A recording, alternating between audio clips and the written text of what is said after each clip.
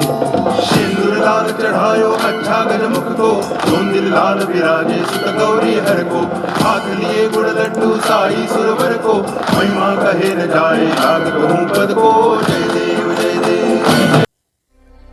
श्री गणेशाय नमः। ओम नमः शिवाय। स्वागत है आपका दिव्या के साथ भाग्य की बात में।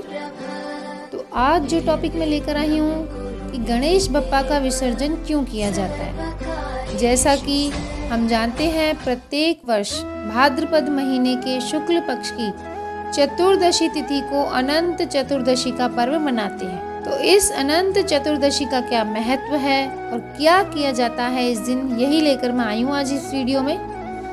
तो हम सभी ने गणेश बप्पा की स्थापना कर ली है घरों में, उनकी विधिवत पूजा अर्चना कर रहे हैं।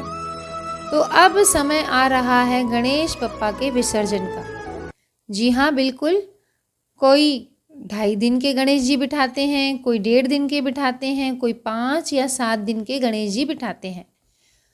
जो परंपरा चली आ रही है उसमें यदि आपसे हो पाता है तो आप 10 दिन गणेश बप्पा की सेवा करिए, उनकी पूजा करिए, उनसे आशीर्वाद लीजिए और 10वें दिन अनंत चौदस को यानी अनंत चतुर्दशी को गणेश बप्पा का विसर्जन करिए। देखिए, अनंत चतुर्दशी का जो पर्व है वो भगवान विष्णु को समर्पित किया गया है। इस दिन व्रत रखकर भगवान विष्णु के अनंत रूप की पूजा की जाती है और साथ ही इस दिन गणेश उत्सव का समापन भी होता है और इसी दिन शुभ समय में गणेश का विसर्जन किया जाता है। और गणपति बप्पा के जो भक्त हैं उन्हें इसी मनोकामना के साथ विदा करते हैं कि अगले बरस बप्पा फिर से उनके घर आएंगे, उनके जीवन में सुख शांति लेकर आएंगे और उनके कष्टों को दूर करेंगे। और जैसा कि हम सब जानते हैं कि पूरे देश में इस पर्व को बहुत ही जोश और उत्साह से मनाते हैं। तो यह पर्व आखिर मनाया क्यों जाता है, क्या है अनंत चतुर्दशी के पीछे की कहानी, तो ये मैं आपको बताती हूँ। तो देखिए, हमारे धर्म ग्रंथों के अनुसार महर्षि वेद व्यास ने महाभारत की रचना की थी, लेकिन ये महाभारत लिखना महर्षि वेद व्यास के बस का नहीं था। उन्होंने श्री गणेश जी की आराधना की और गणपति जी से महाभारत लिखने की प्रार्थना की। तो गणपति जी ने उनको सहमति दे दी और उनके बुलावे पर गणपति बप्पा ने दिन रात एक करके लेखन कार्य शुरू करा। यानी वो इसी लेखन कार्य में बैठे रहते थे, वेद व्यास जी कहते थे और गणपति बप्पा लिखते थे। इस कारण गणेश जी को थकान तो होनी ही थी।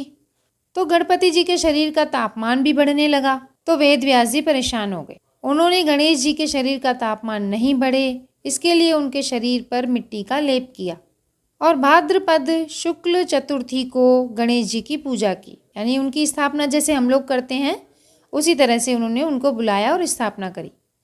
और मिट्टी का लेप सूखने पर गणेश जी के शरीर में अकड़न आ गई। अब वो लगातार ही लिख रहे थे इस कहानी को, तो उनके शरीर में अकड़न आ गई। इसी कारण से गणेश जी का एक नाम जो है पार्थिव गणेश भी पड़ा। अब ये महाभारत का जो लेखन कार्य था वो 10 दिन तक तो चलता रहा। फिर आया चतुर्दशी का दिन। तो चतुर्दशी के दिन यह लेखन कार्य समाप्त हो गया। तो वेद व्यास जी ने देखा कि गणपति का शरीर का तापमान भी बहुत बढ़ा हुआ है। उन्होंने मिट्टी का लेप भी किया तो उससे उनका शरीर सूख कर अकड़ने लगा। अब वेद व्यास जी ने गणेश जी को सलाह दी कि आप सरोवर में जाइए और वहाँ पर शीतल जल से नहाइए। तो वेद व्यास जी उन्हें लेकर गए और उनको शीतल जल से स्नान कराया और इन 10 दिनों में गणेश जी को उन्होंने खाने के लिए विभिन्न प्रकार के पदार्थ दिए। यानी गणेश जी तो लिखने में थे मस्त, तो उनको अलग अलग विभिन्न प्रकार के व्यंजन परोसे वेद व्यास जी ने। तो इस तरह से ये प्रथा चल पड़ी। गणेश जी का स्थापन हुआ। 10 दिन तक हम लोग उनको बहुत अच्छे अच्छे पकवान परोसते हैं और अंतिम चतुर्दशी वाले दिन हम लोग गणेश जी का विसर्जन करके आते हैं। तो ये थी गणेश जी के विसर्जन की कथा। तो अब आइए जानते हैं कि इस साल अनंत चतुर्दशी कब है और इसका त्यौहार कब मनाया जाएगा, यानी कि विसर्जन कब किया जाएगा। तो 9 सितंबर 2022 शुक्रवार वाले दिन है अनंत चतुर्दशी। और इस दिन क्या मुहूर्त है जब हम गणेश बप्पा को विदा करेंगे, तो आइए जानते हैं। चतुर्दशी तिथि की शुरुआत जो है 8 सितंबर के दिन गुरुवार को रात को ही हो जाएगी और गुरुवार की रात को 9:02 पर चतुर्दशी तिथि शुरू हो जाएगी और अगले दिन ये तिथि रहेगी 9 सितंबर को, शुक्रवार को शाम 6:07 तक। यानी कि ऐसे में जो उदय तिथि के अनुसार है, अनंत चतुर्दशी 9 सितंबर को मनाई जाएगी। अब इसमें विसर्जन के क्या मुहूर्त रहेंगे, आइए जानते हैं।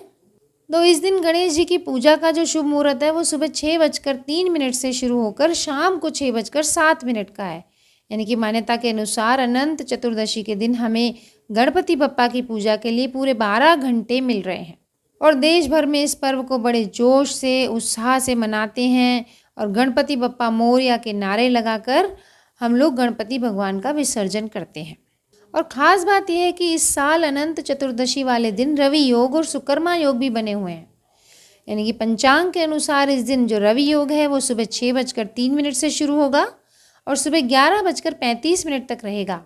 और वहीं सुकर्मा योग जो रहेगा ये सुबह शुरू होगा और शाम को 6:12 तक रहेगा। तो इसी दौरान हम गणपति बप्पा की विदाई करेंगे। तो गणपति बप्पा की विदाई के मुहूर्त तो हमने जान लिए, लेकिन विदाई करते समय हम क्या सावधानियां रखें, कैसे विधि विधान से उनका विसर्जन करें, क्या पूजा करें, आइए जानते हैं। जिस तरह से गणेश चतुर्थी के दिन हमने गणेश जी का बहुत ही धूमधाम से स्वागत किया, भव्य पांडाल लगाए, घरों में भी गणपति जी को विराजा और 10 दिन तक उनका उत्सव चला, उनकी हमने पूजा करी, सेवा करी, गणेश बप्पा को विभिन्न प्रकार के पकवान दिए। तो अब उसी उत्साह से हम उनका विसर्जन भी करेंगे। तो शास्त्रों के अनुसार विसर्जन वाले दिन भगवान गणेश की विधि विधान से पूजा अर्चना करनी चाहिए। उन्हें फूल, माला, दूर्वा, नारियल, अक्षत, हल्दी, कुमकुम आदि ये सब चढ़ाने चाहिए।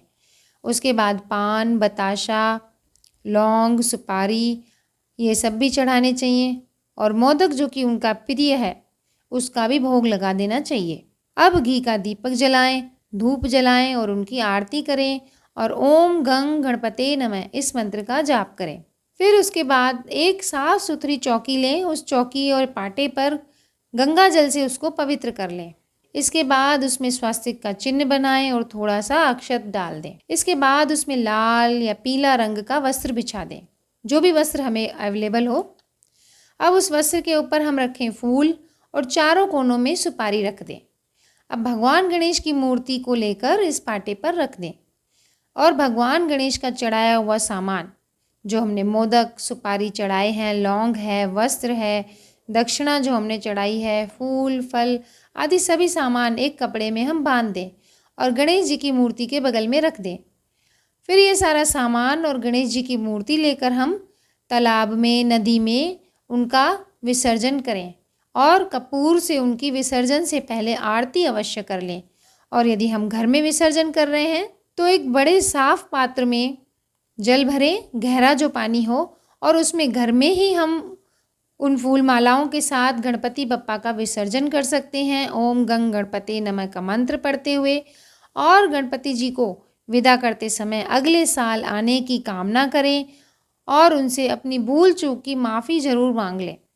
उनसे भूल चूक की माफ़ी मांगने के बाद और उन्हें अगले साल आने का न्योता देने के बाद हम जब मूर्ति पानी में घुल जाए, यदि हमने घर में विसर्जन किया है तो उस बाल्टी में वह मूर्ति घुल जाएगी। उस पानी को हम अपने घर के गमलों में भी डाल सकते हैं, पौधों में दे सकते हैं और उस मिट्टी को हम गमले में लगा सकते हैं। इस तरह से एक और मान्यता है कि हम मूर्तियों का विसर्जन क्यों करते हैं। इसके पीछे ये मान्यता है कि जो हिंदू धर्म है उसके वेद पुराणों में बताया गया है कि सभी देवी देवताओं को हम मंत्रों से बांधते हैं। जो 10 दिन हमने पूजा की है गणेश जी की, उनको मंत्रों से बांधा है और कई तरह के शुभ अवसरों में हम इन्हीं मंत्रों का पाठ करते हैं, उनका आह्वान करते हैं और फिर इन्हें अपने लोक में बुलाकर मूर्ति में प्राण प्रतिष्ठा करते हैं। इसलिए इन देवी देवताओं का विसर्जन करना बेहद ज़रूरी होता है। और गणेश बप्पा का विसर्जन करके यह प्रदर्शित किया जाता है कि अब वो अपने लोक में, कैलाश पर्वत में अपने माता पिता यानी शिव पार्वती के पास जाएं और अगले साल फिर से हमारे यहाँ आएँ। तो यदि आपको ये जानकारी पसंद आई है तो आप इस चैनल को सब्सक्राइब कीजिए और ये जानकारी अपने अन्य मित्रों दोस्तों में शेयर करिए। लाइक का बटन है, लाइक दबाएं और बेल बटन अवश्य दबाएं ताकि आपको मेरे नए वीडियोस के नोटिफिकेशन ज़रूर मिलें। तो मिलते हैं अगले वीडियो में, तब तक नमस्कार दोस्तों।